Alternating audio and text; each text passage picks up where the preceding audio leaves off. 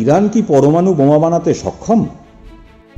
কতটা এগিয়েছে তাদের পরমাণু কর্মসূচি? এইসব হাজারো প্রশ্ন আজ ঘুরে বেড়াচ্ছে বিশ্বের মানুষের মনে। সরকারিভাবে ইরান বলছে তারা শান্তিপূর্ণ কাজেই পারমাণবিক শক্তি ব্যবহার করতে চায়, কিন্তু আমেরিকা আর ইসরায়েলের বক্তব্য তারা সমরাস্ত্র বানাতেই পরমাণু কর্মসূচি চালিয়ে যাচ্ছে। তবে একথা কি জানেন যে ইরানের এই পারমাণবিক কর্মসূচি শুরু হয়েছিল আমেরিকার হাত ধরেই? আজ মার্কিন যুক্তরাষ্ট্র যতই ইরানের পরমাণু কর্মসূচির বিরোধিতা করুক, তারাই কিন্তু একদিন পারমাণবিক প্রযুক্তি দিয়েছিল ইরানকে শান্তির নামে।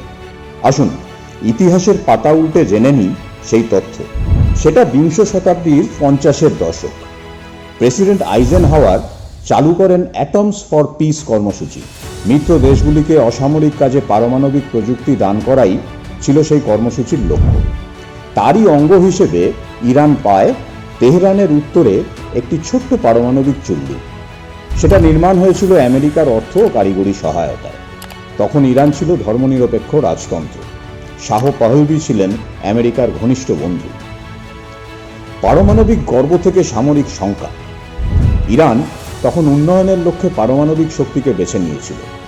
ইউরোপের সঙ্গে চুক্তি করে চুল্লি কেনে ইরানি ছাত্রদের পাঠানো হয় MIT-তে। শাহ চেয়েছিলেন জ্বালানি নির্ভরতা, মানে তথাকথিত চিরাচরিত জ্বালানি অর্থাৎ পেট্রোল ডিজেল নির্ভরতা কমিয়ে জাতীয় গর্ব বাড়ানোর জন্য পারমাণবিক প্রযুক্তির ব্যবহার।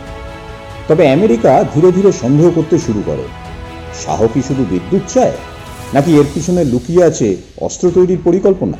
1979 সালে ইসলামী বিপ্লবের পর ক্ষমতায় আসে খোমেনির সরকার।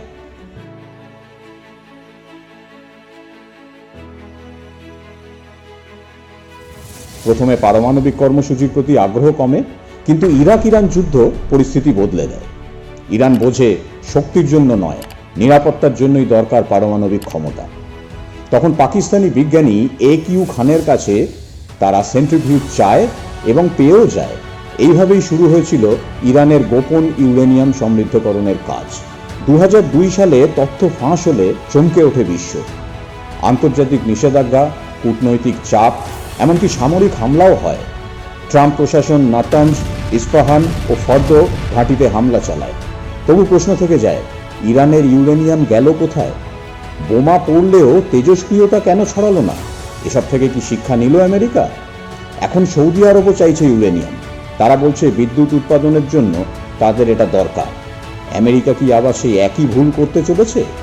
একইভাবে নতুন আরেকটি ইরান তৈরি হচ্ছে না তো? ইতিহাস বলছে শান্তির নামে দেওয়া প্রযুক্তি একদিন হয়ে উঠেছে সামরিক শক্তির উৎস। তাহলে প্রশ্ন একটাই, পারমাণবিক ছায়ায় যে আগুন জ্বলছে তার দায় কার? ইরানের, পাকিস্তানের, নাকি আমেরিকারও কিছু দায় আছে? ইতিহাস জানতে হলে তাকাতে হয় পেছনে, কিন্তু ভাবতে হয় সামনে।